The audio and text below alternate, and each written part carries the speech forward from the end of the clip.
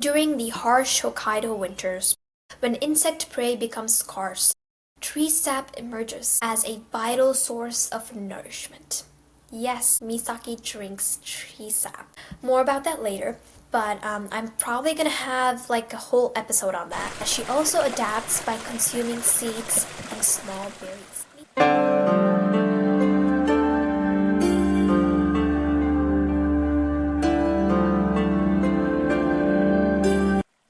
Hello everyone, good morning. I hope you're doing well today, and I hope your day is going great. And if not, that is totally fine. Welcome to the Early Bird Weekly Podcast, where we talk about birds. I'm Diksha Satish Kumar, and in today's episode, we are going to be talking about the Shima Enaga. We will look into some interesting facts about the Shima Enaga and sometimes go off track with what's happening outside my window. I woke up at 5 a.m. one morning to read, and I look out the window and I see a little red fox scurrying away. There are a lot of foxes here, but they mostly don't come out in the normal hours. I think they're also like early risers like me. Okay, we're getting off track. So now let's shift our focus to the star of today's episode, Shima Enaga. But before we go into the episode, we are going to do some breathing exercises to help us focus and relax. So if you're ready, close your eyes and breathe in. Hold your breath and breathe out slowly. Breathe in. Hold your breath. And breathe out. Last time here, take it slow. Breathe in. Hold your breath. And breathe out.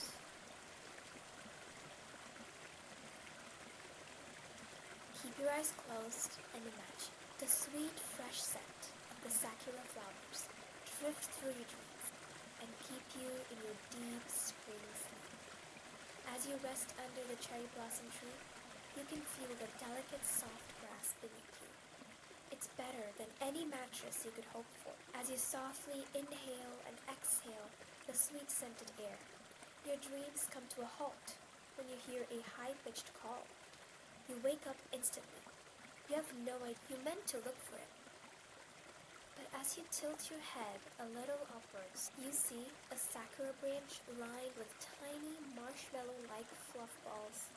Your face lights up instantly at this sight. A branch filled with Shima Enaga nestlings and the Fuji Mountains lining the background. At this moment, you know that if you don't capture this, you will regret it for your entire life. If you're closing your eyes, you can open it. So I'm going to tell you what is just going on. So this is totally unrelated, but there's a Japanese confection called dango. Hanami dango, also known as sanshoku dango or three-colored dango, is a traditional Japanese sweet made from three distinct colored rice dumplings: pink, white, and green. You guys may have seen this like in TikTok or whatever, but it's cured on a bamboo stick and is typically enjoyed during the cherry blossom viewing season, or hanami in spring. The Shima Enaga nestlings practice flying, but they soon get tired, so the small nestlings fall asleep in a bead-like formation on a branch that looks like a dango. So Japanese bird watchers call this fluffenomenon, or Enaga dango. These birds don't just mean to put on a fluffy, cute display. This is actually incredibly important to survive the harsh Hokkaido winters. One of the most critical survival strategies, especially during Hokkaido's severe winters, is communal roosting. To conserve precious body heat on frigid nights, flock members huddle closely together, especially nestlings. This behavior is vital for these tiny birds, which are highly susceptible to the cold. Within these roosting groups, subtle dominance hierarchies may influence which birds secure the warmest, most protected positions. In Hokkaido, Japan's second largest island. Fluffy white little birds flitter through the trees. They look like white cotton balls bouncing around and are beloved by the Japanese, who call them Shima Enaga. In English, they're known as long-tailed tits, though this particular subspecies is only found in Hokkaido. For birdwatchers visiting Hokkaido, spotting a Shima Enaga is a must. These birds are most active during the early morning and late afternoon. Watching them dart between snow-covered trees is a truly magical experience, especially in the winter when their white plumage blends beautifully with the snowy backdrop. The best time to observe Shima Enagas is during the winter months when they are easier to spot against the white snow. They tend to frequent forests and parks, especially those with ample tree cover. Birdwatchers should keep an eye out for their long tails and listen for their distinctive, high-pitched calls. In this episode, we will be learning about Misaki. She can be described as pure fluff with a beak, 2 eyes, and long tail. Just look at her, flitting through branches and trying to eat the frozen cherries. Misaki is a distinct subspecies of the long-tailed tit. But what sets her apart is her all-white face, unlike her cousins in mainland Japan, which sport black eyebrows. This absence of facial markings, along with her small size and poofy plumage, make her look like a cute little ball of cotton. Misaki, approximately 13 to 15 centimeters long, with nearly half of her length made up by her long, graceful tail. But what's more astonishing is her weight. Misaki only weighs 8 grams. This incredibly light weight makes her survival in Hokkaido's frigid winters all the more extraordinary. Here, in Hokkaido, temperatures can plummet well below -10 degrees Celsius. A key adaptation to the cold is her ability to poof out her feathers, trapping a layer of air for insulation. This behavior, common in winter, further enhances her round, fluffy appearance. This combination of aesthetic charm and functionality is a striking example of natural selection at work, highlighting how even the most cute features can serve critical survival purposes. So we just learned about Misaki's appearance. So she has an all-white face, poofy feathers, and long, graceful tail. So this appearance is very unique to the Shima Enaga, and that's why they became popular. So their all-white face, as we learned, is helping with their camouflage against the snowy backdrop. Also, her poofy feathers keep her insulated in the Hokkaido winters. So one thing I found interesting is that this Shima Enaga is a subspecies of the long-tailed tit, which is found like in mainland Japan. But the eyebrows, or the line that goes from their eyes to the back of their head, is missing in the Shima Enaga, while it is present in the long-tailed tit. And that is what really makes the Shima Enaga distinguishable and unique. Misaki and her family are native to the northernmost island of Japan, Hokkaido, a true Hokkaido endemic, which means they are found nowhere else in the world. So for example, kangaroos are only endemic to Australia, and pandas or giant pandas are only endemic to China. So they're only found in that particular place and nowhere else in the world. So that makes this Shima Enaga even more unique. So these birds thrive in the island's temperate forests, where they forage in groups for food, and during the harsh winters, they can be found flitting through snow-covered trees in search of insects, spiders, and larvae, anything they can find to sustain themselves through the cold seasons. In Hokkaido, the subspecies has a totally white face, which makes the birds look like fluffy cotton balls. So this little flitting behavior, how they kind of flit between trees to find food and insects, just makes them 2 times more cuter. So Misaki and her family prefer areas where trees are abundant. So they're often found in dense forests and subalpine regions. So that means kind of mountainous regions. So the broader long-tailed tit species with the eyebrows enjoys a vast distribution across Europe and Asia. This particular subspecies is a unique treasure of Japan's northern island, though the Shima Enaga is kind of like Hokkaido's treasure. These birds favor deciduous and mixed woodlands, forests, mountainous regions, and they prefer edge habitats and areas that offer a well-developed shrub layer like parks, gardens, scrubland, and along hedgerows. So this provides both foraging opportunities and cover. So specific locations like the Nakoro Forest Park and Utonai Lake are known hotspots for viewing them, especially during winter months. So these birds, the Shima Enaga, really like cover because they think that's protection for them, and also because they're very tiny, they're really hard to spot. So what makes Hokkaido's long-tailed tits so special?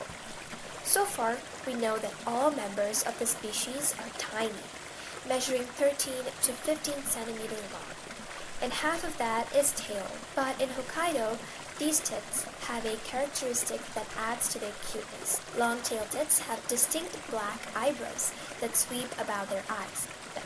But then as they grow up and reach adulthood, their faces become white.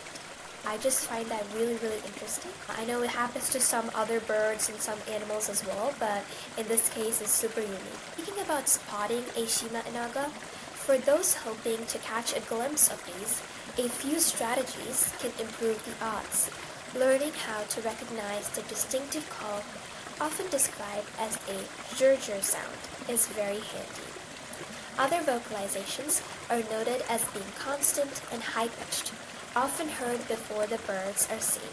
Winter is frequently cited as the prime time for observation and photography, as the snowy landscapes provide a stunning contrast to their white plumage.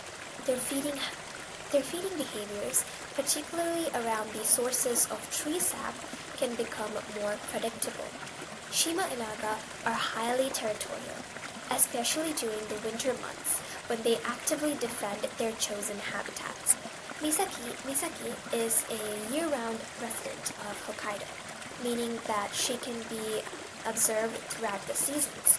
However, despite her growing fame and distinctive look, she is notoriously difficult to spot.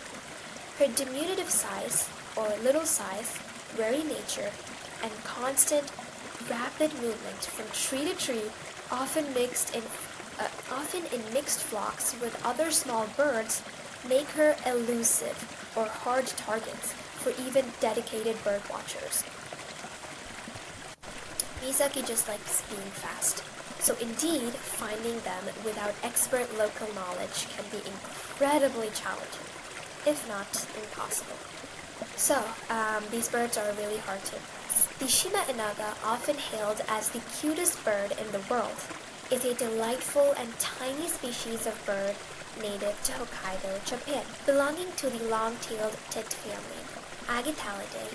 This fluffy snowball-like bird has won the hearts of bird enthusiasts worldwide. With its round body, bright eyes, and unique white face, the Shima Enaga stands out both for its appearance and charming behaviors. This popularity also translates into a significant draw for tourism and wildlife photography. Many visitors travel to Hokkaido, especially in winter, with the specific hope of photographing Misaki in her snowy realm. For photographers, capturing a clear, charming image of this elusive bird is considered a prized achievement. Misaki perfectly embodies the Japanese cultural concept of kawaii, an aesthetic that values cuteness, charm, childlike innocence, and all things adorable. So Misaki is kind of like the kawaii icon in Japan. Unlike many birds that migrate to warmer climates, Misaki stays in Hokkaido throughout the year. Her dense, fluffy feathers serve as an excellent insulation against freezing temperatures. So her ability to survive and even thrive in cold weather is one of her most remarkable traits. She often huddles together at night in tree crevices conserve warmth. They live year-round in Hokkaido, where their snow-white faces certainly help them blend in during the island's long winters. Shima Enaga are highly social creatures, particularly outside the demanding breeding season, which typically runs from July through February. During these colder months, they form compact flocks, usually comprising around 6 to 20 individuals, though sometimes more. These birds perform acrobatic tricks as they flutter around. These flocks are often family affairs, consisting of the parent birds and their offspring from the previous breeding season. So frequently, they're also joined by other adult birds that may not have bred successfully themselves. So as the breeding season approaches, it typically starts in late February or early March. These winter flocks disband or disperse, and the birds try to form monogamous pairs for nesting. Misaki communicates with her flock through a series of high-pitched calls, ensuring it stays connected, especially in dense forests. So Misaki uses her communication to keep her flock together.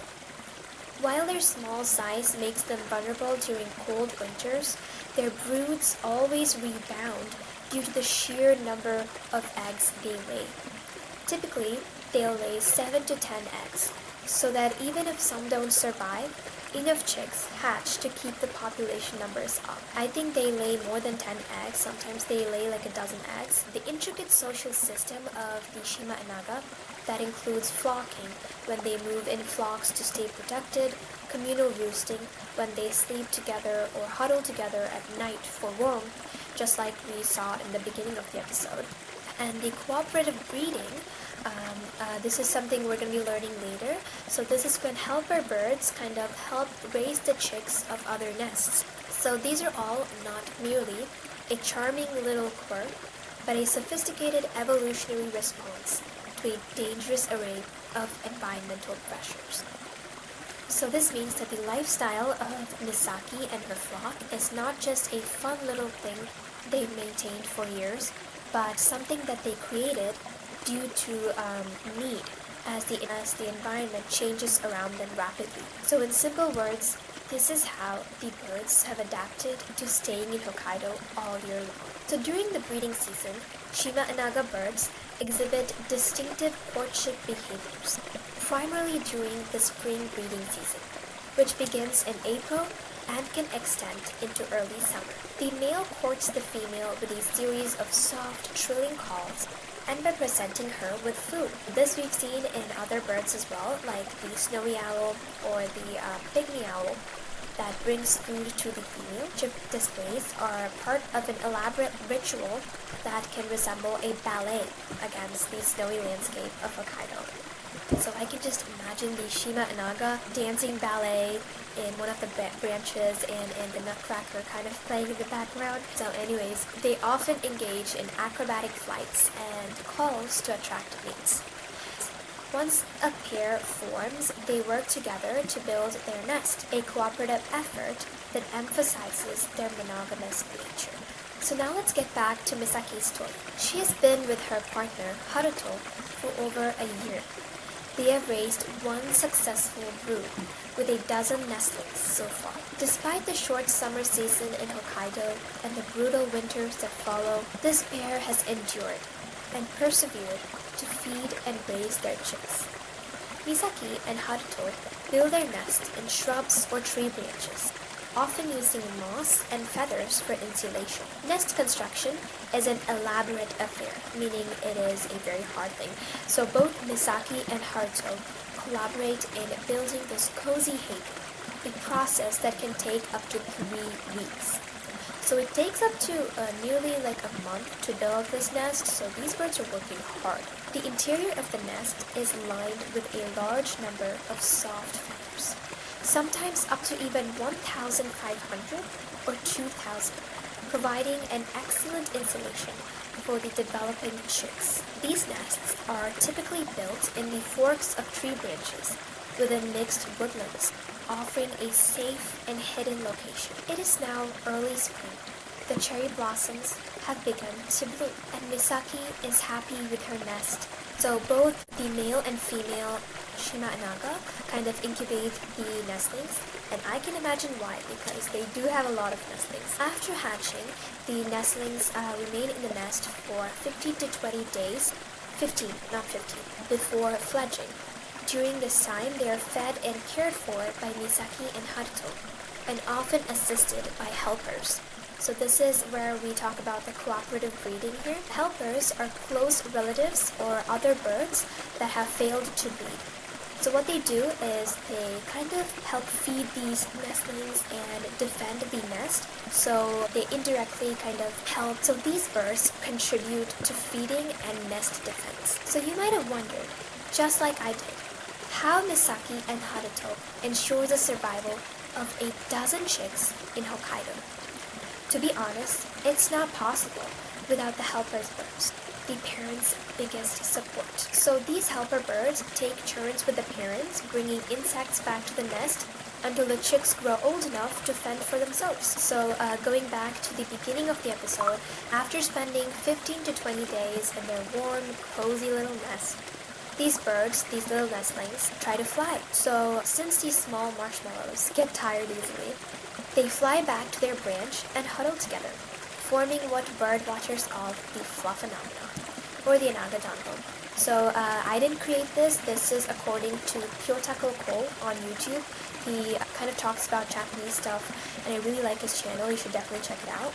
So this cooperative breeding behavior increases the chances of nest success, although predation by jays, crows, and small hawks remain a significant threat. So studies on long-tailed tits have shown that nests with helpers tend to have greater success. So in one study, around 50% of nests had one or more helpers.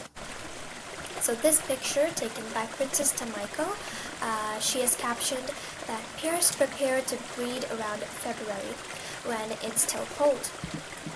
They use spider silk or moth cocoon threads with glue to build an oval nest of moss attached to it. From a distance, these nests look like tree knobs. Their interior of the nests are lined with many bird feathers and are soft and fluffy. They lay 10 to 12 small eggs, each about the size of the tip of a pinky finger. To build these tiny miniature nests, these birds use so much of their precious energy and time. So looking at some statistics here, the nest rates for long-tailed tits are often low, cited in the range of 17% to 24% success rates. So, however, the nests that escape predation have a very high survival rate, around 97%. So this is something interesting that I found on the internet. Research on the closely related silver-throated tit suggests that nest height can influence predation risk, with higher nests sometimes being more vulnerable. So that's why these birds kind of build these nests lower, so that they're not more vulnerable. I think hawks and ravens, they're all birds, so they kind of look for nests that are high up about the trees. So the Shima Enaga are very smart. So these Shima Enaga build their nests lower. So that's very interesting. So Misaki must stay away from the top branches and settle lower. So it was observed that birds build nests lower as the breeding season progressed. Despite these high morality factors, Shima Enaga populations can often recover relatively quickly thanks to their large brood sizes and the benefits of cooperative breeding. I told you, nothing's possible without the helpers. The average lifespan of the Shima Enaga in the wild is typically short, averaging only 2 to 3 years. I think this time is too short for so much cuteness to last. But in the wild, it is hard for these birds to kind of survive for a long time. I think if these birds were, in a captive kind of condition, they might survive for longer.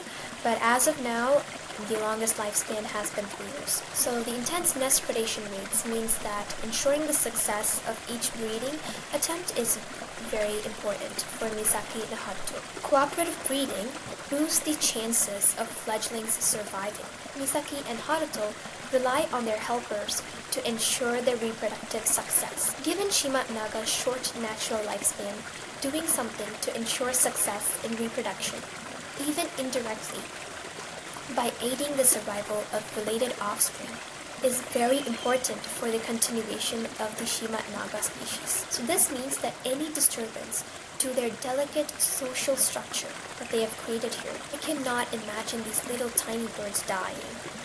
So if we don't disturb Misaki and Haruto, just imagine how many marshmallows we'll get. Just imagine how many Enaga dongos there will be. So yeah, these birds look out for each other, and every person, like even the helpers, is very, very important in the community. So that's why it's really delicate, even like a little, if two of the helpers are, gone, and now the parents only have themselves to, manage a dozen chicks, it will be really hard for them to do that. So every bird in this community is really important. Even a little disturbance to their flock members can, cause a big change to their reproductive success, their lifestyle, and everything. But with a flock this large, communication is very important. The Shima Enaga is known for its constant vocalizations, which are a key aid in locating and identifying the bird. These vocalizations are often heard before the birds are seen, so if you heard it, you'll most likely spot it soon. These birds typically travel in flocks and emit a variety of calls, including a single high-pitched pit and distinctive triple trill of ees, ees, ees, and a rattling shrr. Okay, that was horrible. I wanted to delete it out of this podcast, but I don't know how else to pronounce these things. The calls become faster and louder when the birds cross open ground or if an individual becomes separated from the group. They use this to maintain contact with their flocks, stay connected in dense forests, and warn others of dangers. Kind of like how we chat on our phone with our friends, just make a call and just sit there and talk for hours. Just like that, these birds do that to strengthen bonds as well. So, I personally think that they also have another use for their communication, gossiping about other Shima Enagas from other territories. Misaki's diet is primarily insectivorous. She feeds on small insects, spiders, and larvae, often foraging high up in the canopy of trees. Misaki's taking a risk there, because that's where all the hawks live. Her diet also includes minute prey such as leaf hoppers, tree hoppers, aphids, and various caterpillars. So it looks like Misaki really likes insects. It gets weirder. She prefers the eggs of astronomical huge moths and butterflies. And they supplement their dish. Why did I say dish? They supplement their diet with vegetable matter. Yep, these tiny little marshmallows eat astronomical moth eggs. So, even the cutest birds can have weird treats. So like many resourceful creatures, Misaki's diet is not static, but it adapts to the changing seasons. During the harsh Hokkaido winters, when insect prey becomes scarce, tree sap emerges as a vital source of nourishment. Yes, Misaki drinks tree sap. More about that later, but I'm probably gonna have a whole episode on that. She also adapts by consuming seeds and small berries. Misaki is extremely agile, hopping between branches and hanging upside down to reach her meals. Shima Enaga are tiny birds that are incredibly active and acrobatic foragers. So if you're recruiting gymnasts, please go to Hokkaido and get a Shima Enaga. Okay, I don't care if this behavior is highly useful, but I know that this just makes them 3 times more cuter. Just imagine these tiny little cotton fluff balls dancing through branches and trying to eat their little frozen berries. It would just make my day and heal my worries. One of their most remarkable feeding behaviors involves the consumption of tree sap, particularly from species like sawtooth oak and maple. In the transitional period of late winter to early spring, a fascinating phenomenon occurs: sap oozing from damaged tree branches can freeze into sweet icicles, often termed sapsicles, just like popsicles, get it? Anyways, Shima Enaga have been observed skillfully hovering to lick the dripping sugary sap from these natural popsicles. This behavior is not just a quaint curiosity, it provides a crucial source of sugars when other food is scarce and energy demands are high. The Shima Enaga like their sugar. See, whenever I think these birds are doing something for our entertainment, they prove me wrong. They always have to have a reason beyond their cute little habits. So right now it's kind of like 6 a.m. here. Oh my god, the sun's coming out. Anyways, they often travel and forage in small flocks, a strategy that may increase foraging efficiency or predator detection. So as we said, so for example, if mom goes to buy groceries, she goes to do the laundry, and then she, vacuums the house, it's going to take her like 5 hours. But then if dad does half of the work, if he goes to the groceries, mom does the laundry and vacuum the house, it's going to take like an hour. So same with the Shima Enaga here, they kind of go in flocks so they can all do different things and, get more food. Yeah, and I also think that, a sense of community or this willingness to be with a flock. And you go on hunts, foraging, help raise chicks together, sleep together. It's all like a family, and if we disrupt this, just imagine how broken-hearted these little marshmallows will be. So in recent times, Shima Enaga have also been increasingly observed visiting garden seed feeders, particularly during the autumn and winter months, demonstrating their adaptability. This shows that Shima Enaga can also eat insects, they can eat sap, and then they can also eat garden seed from your garden seed feeder.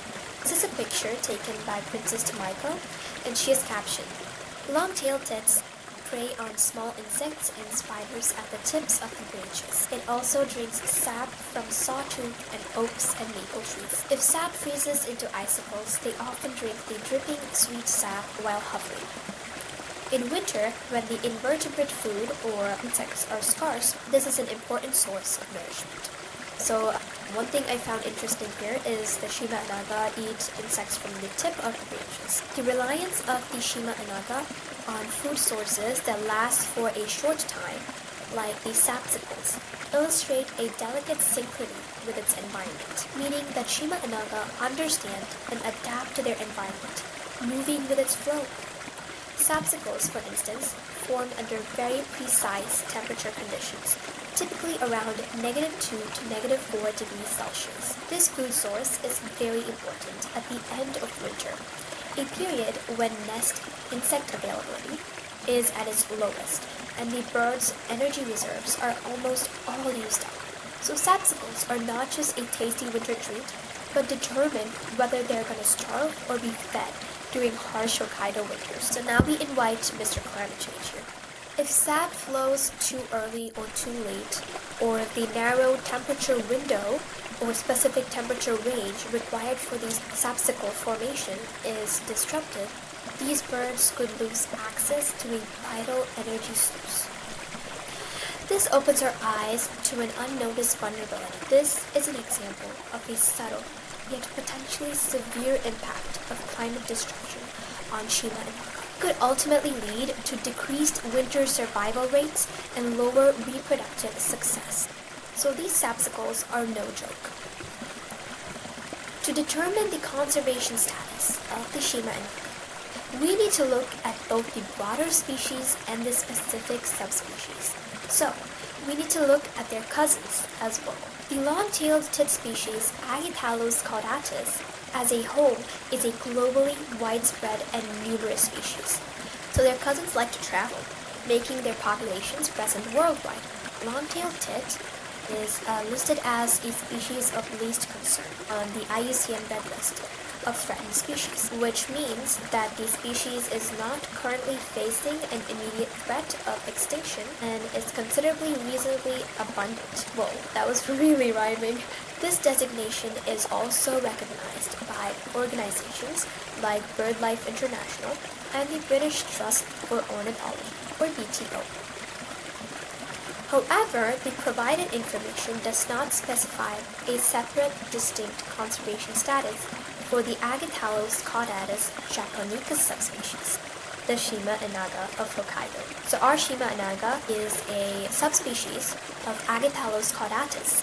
Our Shima Enaga scientific name is Agathalos caudatus japonicus. I'm really happy that they're listed as least concern because now they can raise more chicks. So, these adorable white birds are more than just a pretty sight. They play an important role in their ecosystem as seed dispersers and insect controllers.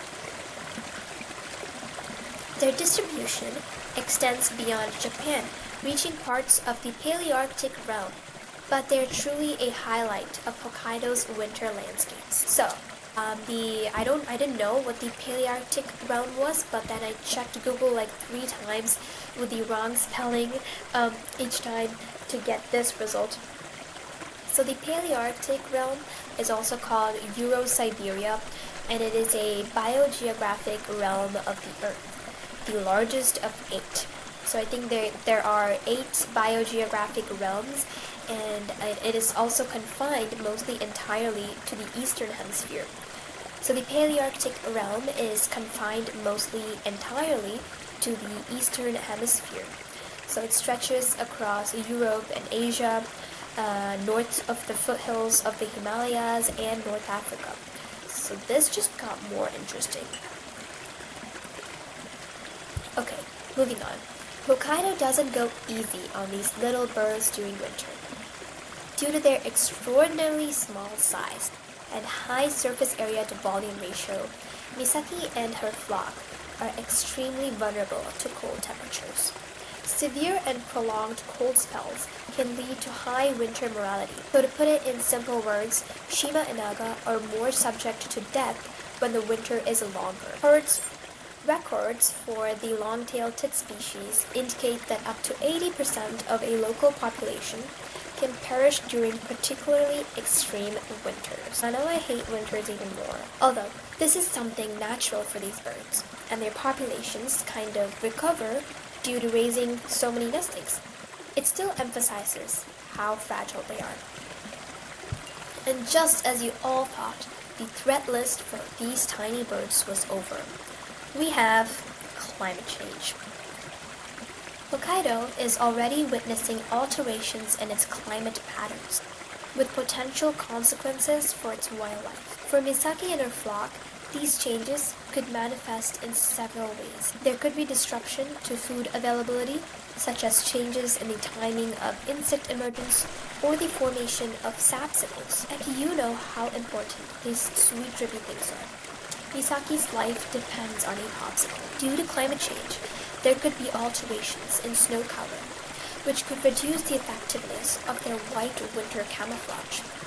There could also be shifts in the migration patterns or abundance of other species.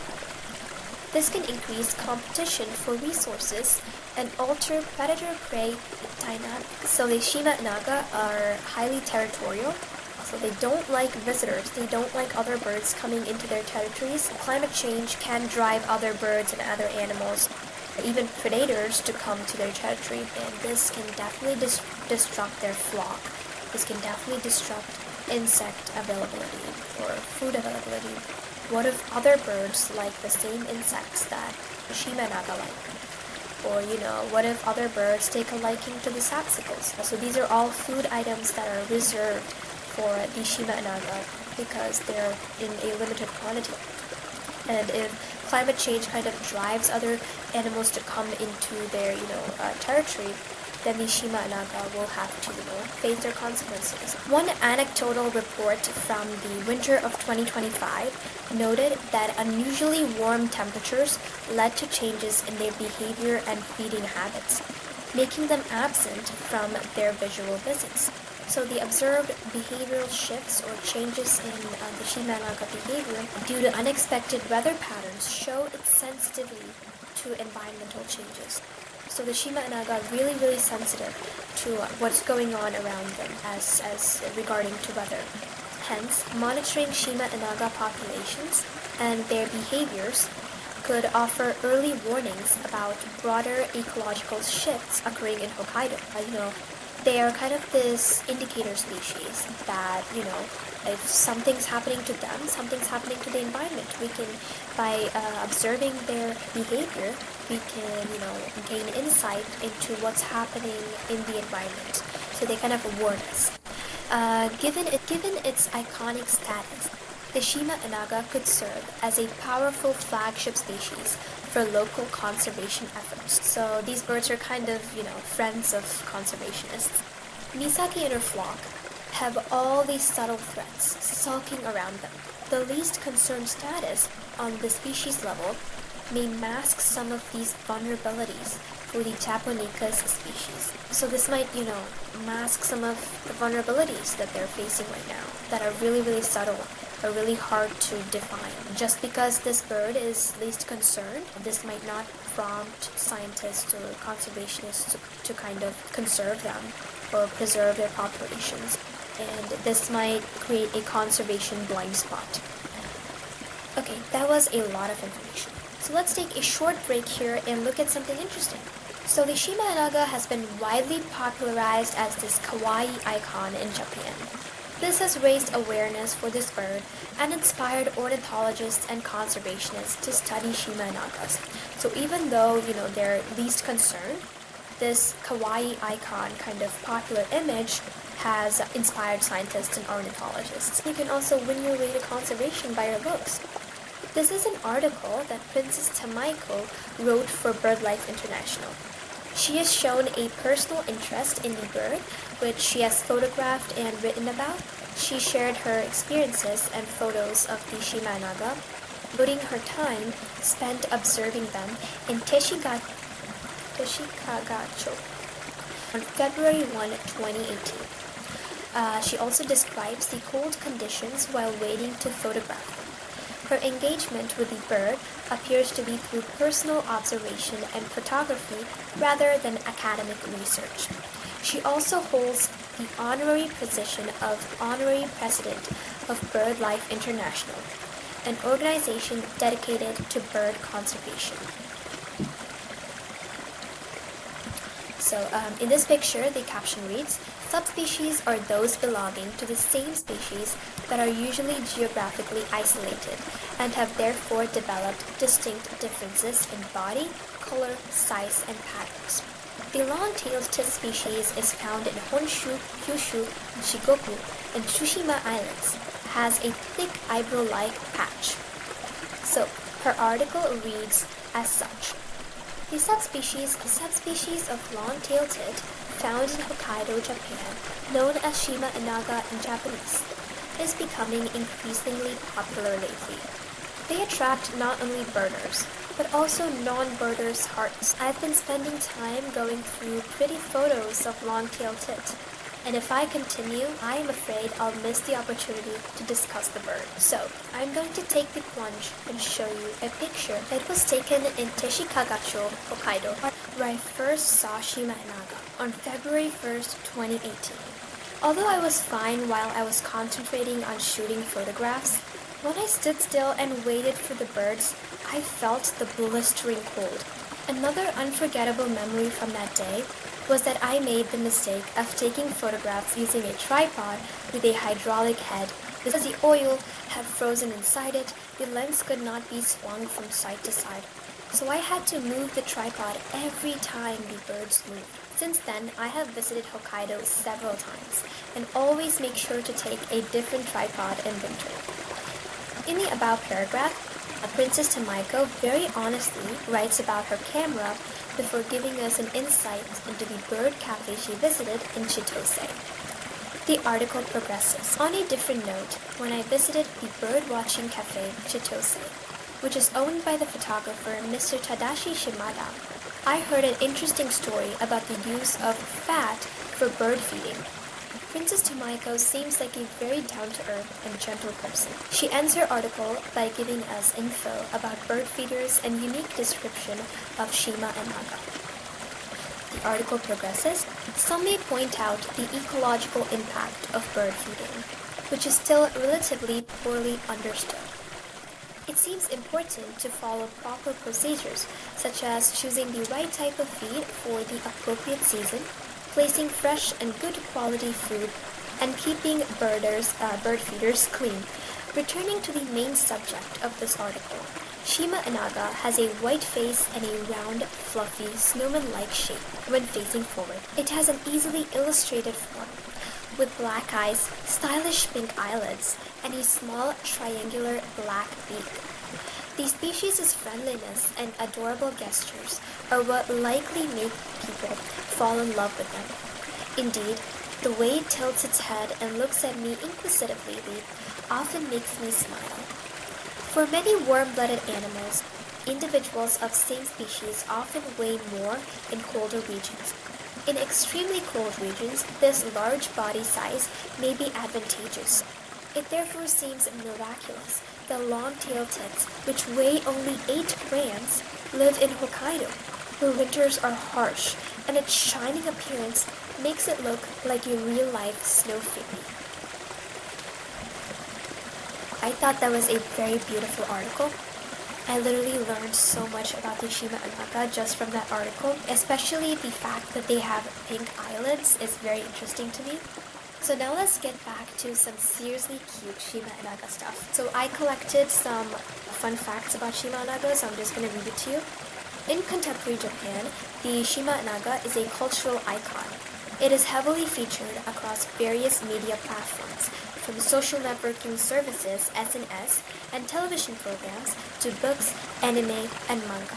There is an explosion in Shima Enaga themed merchandise. Souvenir shops and online stores have Shima Enaga plush toys, some of which are life-sized or even larger. There's Shima Enaga character goods, stationery, and even novelty food items, such as specially designed Krispy Kreme donuts. Look at this. I would never want to eat that.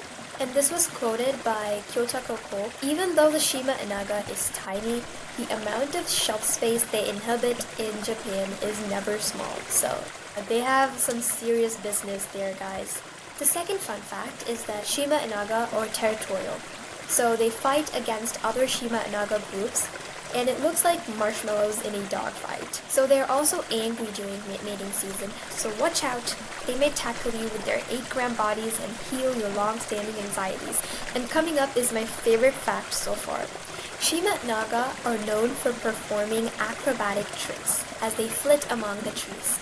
These energetic birds, which are native to Hokkaido, Japan, typically move in flocks of 20 to 30 individuals, and are often seen dangling upside down or performing playful maneuvers while foraging for seeds and insects. Their small size and fluffy appearance contribute to their lively and bouncy movements, which have earned them descriptions like bouncy cotton ball. It is the perfect description. Whoever thought this up is a genius. In Japan, the Shima Enaga holds a special place in the hearts of many. Its adorable appearance has made it a popular figure in Japanese art, merchandise, and even social media. Many people associate the bird with purity, tranquility, and the natural beauty of Hokkaido's landscapes. So now, moving on to our last fact here, one of the most critical survival strategies, especially during Hokkaido's severe winters, is communal roosting. To conserve precious body heat on frigid nights, flock members huddle closely together. This behavior is vital for these tiny birds, which are highly susceptible to cold. Within these roosting groups, subtle dominance hierarchies may influence which birds secure the warmest, most protected positions. So even, it's impossible to imagine these birds having hierarchies. I think they'll be kind of graded for their cuteness or something. So that was not actually our last fact there. I lied. There is a whole section on etymology that I researched about. So this bird is known for its unique appearance. Oh, by the way, etymology means the study of the origin of names. So for example, our bird is called Agitalos caudatus japonicus. So we are now going to be looking at how, that name originated. So Shima Enaga is known for its unique appearance, particularly the adult's completely white face, which resembles a small snowman, and its long tail, which can be half its body length. It is often described as looking like a bouncy cotton ball or a sweetheart-looking bonny of a bird. So the term bonny in the context of a bird primarily refers to the Scottish word bonny, meaning attractive or beautiful. Whoever came up with these names should be rewarded with a free lifetime Starbucks pass. The bird's cultural significance is tied to its habitat and the people of Hokkaido. The Ainu people, who inhabited Hokkaido for centuries before Japanese settlers arrived, had a close relationship with the land and its animals, including the Shima Enaga. In Japanese, the long-tailed tit is called Enaga, but the white ones living in Hokkaido are called Shima Enaga. The Shima Enaga has, in recent years, achieved a level of popularity in Japan that few wild creatures can match. It is frequently and affectionately referred to as the cutest bird in Japan, and the snow fairy, titles that speak to its ethereal beauty and enduring appearance. The modern adoration has roots that extend into the traditional culture of Hokkaido. The Ainu, the indigenous people of the island, have long recognized the bird, calling it Upas Sir, which translates to snowbird. This name beautifully reflects its small white figure, often seen against a snowy landscape, and indicates a deep-seated cultural awareness of its connection to winter. So, I think the Ainu people were kind of like the earliest conservationists. The Japanese name Shima Enaga itself is descriptive. Shima signifies Hokkaido, emphasizing its exclusive home, while Enaga refers to the long handle of a ladle, drawing a comparison between the bird's disproportionately long tail and its tiny body. So Enaga actually means ladle. That is a perfect description of their tail. So now let's get into some scientific stuff. The Shima Enaga is sometimes referred to as the silver-throated tit or the silver-throated dasher. The long-tailed tit was first classified as a tit of the Paris group. The Paris group consists of a genus of Old World birds within the tit family Paridae. This genus was historically large, encompassing most of the approximately 50 species in the family, but was split into several resurrected genera. The genus name Paris is derived from the Latin word for tit. It was introduced in 1758 by Carl Linnaeus in the 10th edition of his Systema Naturae. The Paris has been split from the Agatalidae and become a distinct family containing 3 subgroup families. So I think the Paris was part of Agatalidae, or the Agatalidae group was part of the Paris group. Then now they both have split, and now we have 3 groups, namely Agatalos, or long-tailed tits. So in this group there are 5 species of bird, that's what Wikipedia says, but then not Wikipedia, some other website. So we have Agatalos, which is the long-tailed tits. That is where our species belongs, and their cousins belong. So they have 5 species of birds with a tail. That's what this website suggests, but other websites suggest that there are 9 species in this family. Then we have sultry Paris 1, North American bush tit, which is monotypic, which means it has only 1 species in that family. And then we have sultry Paris 2, pygmy bush tit, which is also monotypic. Our bird belongs to the first group, Agatalos. According to Google, this family contains 9 bird species, so get ready for one of the biggest pronunciation tests. So the species with the genus Agatalos include the long-tailed tit, or Agatalos caudatus, which has the most widespread distribution. So it occurs across Asia, from Britain to Japan. Silver-throated bush tit, or Agatalos glaucogularis, which is found in central and eastern China. The white-cheeked bush tit is called Agatalos leucogenus and is found in Afghanistan, Kashmir, and Pakistan. The black-throated bush tit, or the Agatalos concinnus, is found in the foothills of the Himalayas. The white-throated bush tit, or Agatalos nidiogularis, is found in India, Nepal, and Pakistan. The rufous-fronted bush tit, Agatalos oschistos, is found in the eastern and central Himalayas. The black broad bush-tit, Agitellus bonbaloti, is found in mid-southern China and far northern Burma. The sooty bush-tit, Agitellus fuliginosus, is found in central China, and the pygmy bush-tit, Agitellus exilis, is restricted to the mountains of western Java in Indonesia. Okay, so I think I at least got a B on that test. The Shima Enaga is scientifically classified as Agitellus caudatus japonicus, a distinct subspecies of the long-tailed tit, Agitellus caudatus, the first Agitellus species. It is found exclusively on the Japanese northern island of Hokkaido. So I kind of like to say it's Japan's little sweetheart. According to some taxonomists and ornithologists, Agitellus caudatus japonicus is indeed a different species from Agitellus caudatus, aka the Shima Enaga's cousins. So they're practically saying that Shima Enagas are different species, not subspecies of the long-tailed tit. Others claim that it is only a subspecies of the Agitellus caudatus, so its scientific name would be Agitellus caudatus japonicus, aka the Shima Enaga. Therefore, while the Shima Enaga is often treated as a distinct subspecies, it being a valid separate species is not agreed upon by scientists. So, that was a lot of information.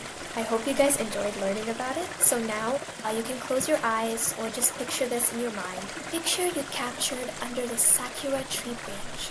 Just made your entire year. You show it to your friends, family, and everyone that passes by you. Everyone has the same reaction after seeing these little cute birds on a sakura branch. Everyone says, "How cute! Oh my god, they're so tiny." You know that the Shima Enaga is more than just a cute bird. It is a symbol of resilience and beauty in the wilds of Hokkaido. Whether you are a bird watcher or simply someone who loves nature, encountering the Shima Enaga is sure to leave a lasting impression. As we continue to protect and preserve the natural habitats of such unique creatures, we ensure that the charm of the Shima Enaga remains a part of our world for generations to come. And that brings us to the end of this early bird episode. I hope you enjoyed learning about the Shima Enaga. Tune into my episode next week when we will be chatting about another cool bird. And don't forget to follow this podcast on social media. If you'd like to message me on Instagram, the username is early_bird_weekly_podcast. Or if you'd like to send me an email, you can send it to earlybirdweeklypodcast@gmail.com. Feel free to ask any questions or give feedback. I'm open to any suggestions for the future episodes as well. If you like this episode, you can share this to your family and friends. That is always really helpful. Or feel free to leave a review on Apple Podcasts or a rating on Spotify. Thanks again for listening. See you in the next episode. Goodbye.